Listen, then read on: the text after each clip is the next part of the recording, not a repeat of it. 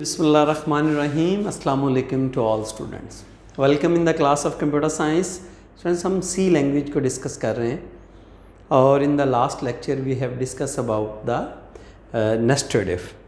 आज हम जो स्टेटमेंट डिस्कस करने वाले हैं student, that is called the switch statement.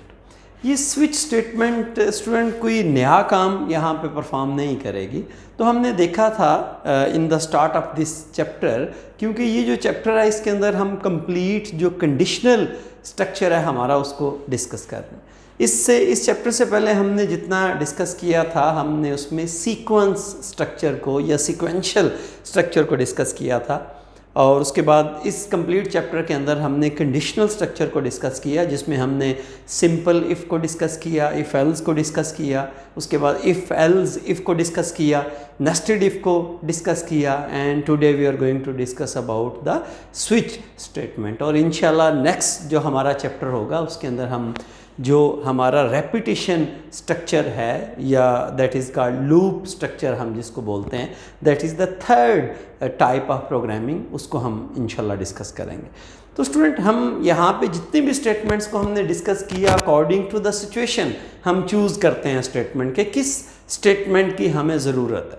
For example हमारे पास कोई एक सिंपल एक कंडीशन है, हमने उसको चेक करना है कि ये ट्रू है या फॉल्स है, तो उसके लिए हम सिंपल इफ़ एल्स को यूज़ कर सकते हैं. जब हमारे पास मल्टीपल कंडीशंस हैं तो देन हम इफ़ एल्स इफ़ को यूज़ कर सकते हैं. और जब हमारे पास कोई ऐसी सिचुएशन है कि हम कोई एक इफ़ के अंदर दूसरा इफ़ यूज़ करना चाहते हैं या दूसरे इफ़ के अंदर तीसरा इफ़ यूज़ करना चाहते हैं, तो सो देन ऐसी सिचुएशन में हम नेस्टेड इफ़ को यूज़ कर सकते हैं. तो स्टूडेंट्स, आज की जो हमारी स्टेटमेंट है that is called the switch statement. ये बेसिकली अल्टरनेटिव है इफ़ एल्स इफ़ का. आप इफ़ एल्स इफ़ को यूज़ कर लें या स्विच स्टेटमेंट को यूज़ कर लें, दोनों का पर्पज़ सेम है. लेकिन स्विच स्टेटमेंट को पढ़ने का मकसद ये है कि ये इफ़ एल्स इफ़ से ज़्यादा इजी है. यहाँ पे ऐसी सिचुएशन में जब मल्टीपल चॉइसेस है हमारे पास, वहाँ पे ये स्विच स्टेटमेंट को यूज़ करना बहुत आसान है. तो देखते हैं हम कैसे इसको यूज़ कर सकते हैं. तो स्टूडेंट, हमारे पास जो switch statement is an other conditional structure है हमारे पास, क्योंकि कंप्लीट जो हमारा ये चैप्टर है इसमें हमने तमाम जो स्टेटमेंट डिस्कस की हैं, these are called the conditional structure. It is good alternative of if else if. तो ये उसका मुतबादिल, आप इफ़ एल्स इफ़ की जगह पे इसको इस्तेमाल कर सकते हैं. It can be used easily when many choices are available. कौन सी ऐसी सिचुएशन में इसको यूज़ करना अच्छा है? जब आपके पास चॉइसेस बहुत सारी अवेलेबल है and only one should be executed. तो उनमें से कोई एक जो आपकी चॉइस है वो एग्जीक्यूट होगी. इफ़ एल्स के अंदर भी स्टूडेंट ऐसा ही था, इफ़ एल्स इफ़ के अंदर भी स्टूडेंट ऐसा ही था, और नेस्टेड इफ़ के अंदर भी ऐसा ही था कि हमारी कोई एक स्टेटमेंट या एक ही ब्लॉक एग्जीक्यूट होता है, बाकी जो ब्लॉक्स हैं हम उनको स्किप कर देते हैं. तो यहाँ पे भी बिल्कुल ऐसा ही होगा. हमारा कोई एक जो चॉइस है वो एग्जीक्यूट होगी, बाकियों को हम स्किप कर देंगे. तो अगर इसके हम सिंटैक्स की तरफ चलते हैं स्टूडेंट, तो हमारे पास इसका सिंटैक्स क्या है. आपने जैसे इफ़ लिखते थे, यहाँ पे हमने स्विच लिखना है, यहाँ पे कोई एक्सप्रेशन लिखनी है, उसके बाद ब्रैकेट स्टार्ट है, केस वैल्यू 1, मतलब ये हमारा केस 1 होगा. स्टूडेंट, यहाँ पे एक बात का ख्याल रखना है कि यहाँ पे ये कॉलन है, ये कॉलन, और ये उसके बाद जो स्टेटमेंट एग्जीक्यूट होगी और ये ब्रेक स्टेटमेंट यूज़ हम कर रहे हैं, यहाँ पे सेमी कॉलन है. इस बात का ख्याल रखना है आपने. ये हमारा केस 1 है, ये हमारा केस 2 है, ये उससे नेक्स्ट हमारा केस है. फॉर एग्ज़ाम्पल हमारा या तो केस 1 एग्जीक्यूट होगा या केस 2 एग्जीक्यूट होगा या केस 3 एग्जीक्यूट होगा. अगर इनमें से कोई भी केस एग्जीक्यूट नहीं होता, तो जैसे इफ़ एल्स इफ़ के अंदर हम लास्ट पे एल्स को यूज़ करते थे, जो एल्स की स्टेटमेंट है वो एग्जीक्यूट होती थी. तो यहाँ पे स्टूडेंट क्या होगा, ये एल्स की जगह पे डिफ़ॉल्ट की ये जो स्टेटमेंट है इसको हम एग्जीक्यूट करेंगे. तो ये भी स्टूडेंट कॉलन है, ये भी कॉलन है, ये भी कॉलन है. इस बात का ख्याल रखना. यहाँ पे उसके बाद स्टेटमेंट में और ब्रेक में सेमी कॉलन है, और यहाँ पे भी स्टेटमेंट में और ब्रेक में सेमी कॉलन है. स्टेटमेंट्स का तो ऑलरेडी हमें पता है कि हम इफ़ के अंदर भी स्टेटमेंट लिखते हैं, एल्स में भी स्टेटमेंट लिखते हैं, लेकिन यहाँ पे ब्रेक क्या है. ब्रेक भी हमारे पास एक स्टूडेंट स्टेटमेंट है और इसका मकसद क्या है, ये काम क्या करती है कि ये हमें कंट्रोल को बाहर निकाल देती है। हमें इसका काम है जो भी हमारा कंट्रोल यहाँ पे जिस स्टेटमेंट के अंदर है या जिस ब्लॉक के है उससे बाहर हमें निकाल देगी। हमारा जो प्रोग्राम है वो स्टॉप हो जाएगा, हमें प्रोग्राम से ही बाहर निकाल देगी। तो इसलिए हम ब्रेक स्टेटमेंट को यहाँ पे सबके साथ हमने यूज़ किया। फॉर एग्जांपल अगर हम ब्रेक को यहाँ पे यूज़ ना करते और इससे बाहर ना आते तो फिर क्या होता, फिर केस 2 भी चलता, केस 3 भी चलता, डिफ़ॉल्ट भी चलता। सो यहाँ पे इसके अंदर एक डिफरेंट चीज़ है कि हमने अपने हर ब्लॉक के अंदर स्टेटमेंट तो यकीनन चलेंगी जिनको हमने एग्जीक्यूट करना है, उसके बाद जो ब्रेक स्टेटमेंट है इसको यूज़ करना है ताकि हम अपने प्रोग्राम से बाहर आ सकें। जी स्टूडेंट, इसको अगर हम इसकी एक एग्जांपल देखें, इसकी वर्किंग क्या है with the help of program, इसको एग्जीक्यूट करके देखें तो मेरा ख्याल है हमें वो बिल्कुल वही सेम जो तरीका है उसको अपनाते हैं कि हम एक अपनी मेमोरी जो है उसको डिज़ाइन करते हैं और स्क्रीन डिज़ाइन करते हैं ताकि स्टूडेंट को अंडरस्टैंड करने में आसानी हो जाती है। जी स्टूडेंट, फॉर एग्जांपल हमारे पास ये मेमोरी है,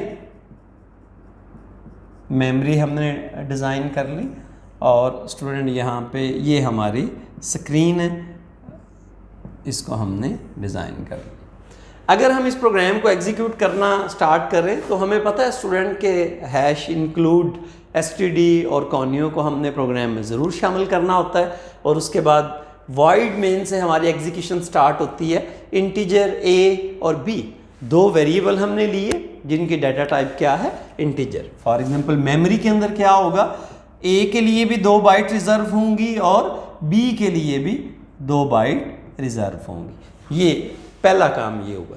फॉर एग्जांपल तीसरा काम हमने क्या किया है कि एक और वेरिएबल लिया है जिसकी डाटा टाइप करैक्टर है और उसका name OP stand for operator के लिए मैंने लिया है। तो ये क्या होगा इसमें, सॉरी, जो करैक्टर डाटा टाइप है वो जस्ट 1 बाइट लेती है और उसका जो नाम होगा वो O और P होगा। ये अभी तक मेमोरी में सारा कुछ हो रहा है, स्क्रीन पे कुछ भी नहीं हो रहा। जी स्टूडेंट, उसके बाद देखें अब स्क्रीन पे कुछ प्रिंट होगा जब भी, क्योंकि हमें पता है कि स्क्रीन पे जब भी कुछ प्रिंट करवाना है तो उसके लिए हम प्रिंट एफ स्टेटमेंट को यूज़ करते हैं।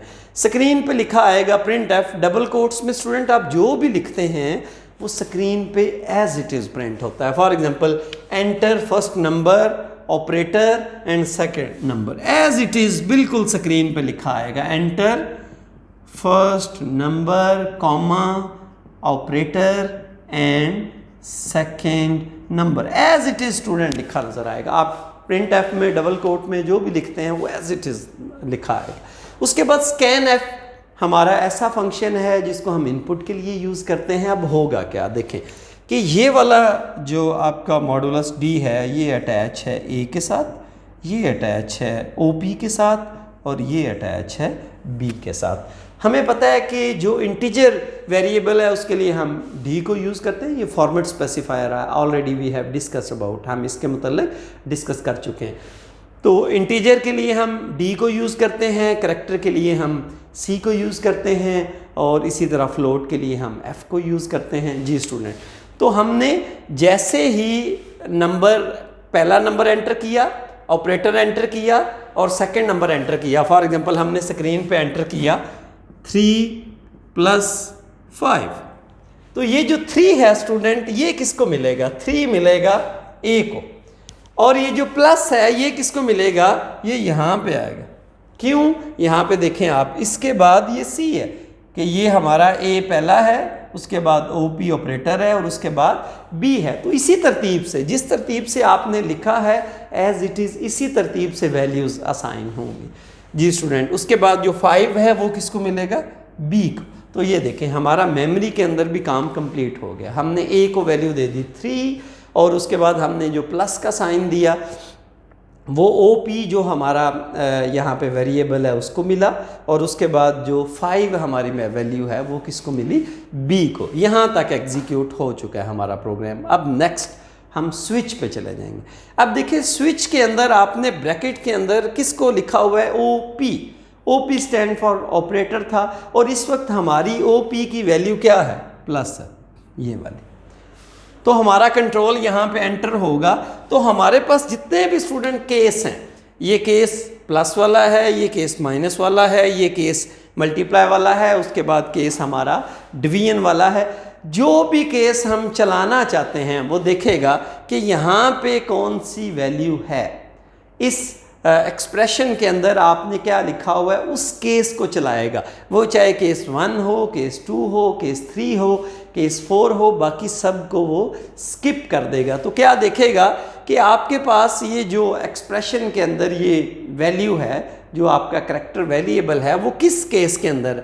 तो वो देखिए कंट्रोल जब यहाँ पे आता है तो वो पहला ही केस उसको ये मिल जाता है।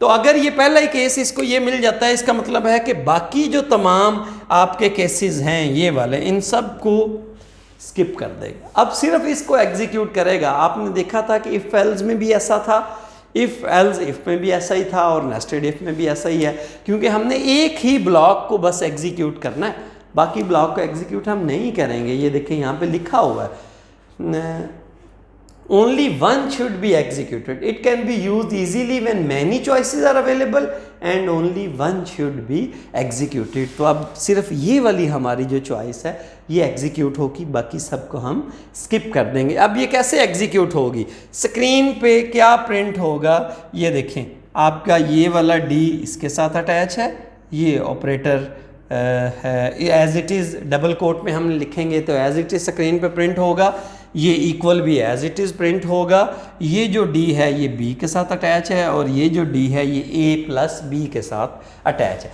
फॉर एग्जांपल हमारे पास सबसे पहले ए की वैल्यू प्रिंट होगी, वो क्या है 3 प्लस उसके बाद प्लस होगा, ये देखें ये plus as it is screen पे आएगा, उसके बाद ये डी इसकी वैल्यू 5 है, उसके बाद स्टूडेंट हमारे पास ये इक्वल का साइन है, ये एज इट इज़ इक्वल का साइन आएगा, और उसके बाद ये ए प्लस बी, इन दोनों वैल्यू को वो ऐड करेगा, और जो भी इसका आंसर बनता है ए प्लस बी, 5 प्लस 3 क्या होता है 8, तो ये स्क्रीन पे हमारा 8 प्रिंट होगा। और जैसे ही ये हमारा ये वाला ब्लॉक एग्जीक्यूट होगा, और हमने कहा कि इसके अलावा जितने भी हमारे ब्लॉक हैं उनको हम स्किप कर देंगे, हमारा जो प्रोग्राम है वो एंड हो जाएगा। तो हमारी स्क्रीन पे जो आउटपुट स्टूडेंट आपको नज़र आएगा वो ये नज़र आएगा। तो आई होप आपने इसको अच्छे से अंडरस्टैंड कर लिया स्विच स्टेटमेंट को। ये हमारे पास इसकी डेफिनेशन की स्टूडेंट बात करें तो ये हमारे पास ऑल्टरनेटिव है किसका, इफ़ एल्स इफ़ का। और इसको हम कहाँ पे यूज़ करते हैं, when we have the multiple choices हमारे पास हों तो हम स्विच स्टेटमेंट को यूज़ करते हैं, और इसके अंदर हम डिफरेंट केस यूज़ करते हैं, और फिर उनमें से सिंपल एक केस एग्जीक्यूट होगा, बाकी जो केस हैं हम उनको स्किप कर देंगे। तो इंशाल्लाह मिलते हैं नेक्स्ट लेक्चर में, तब तक के लिए अल्लाह हाफिज़, थैंक यू।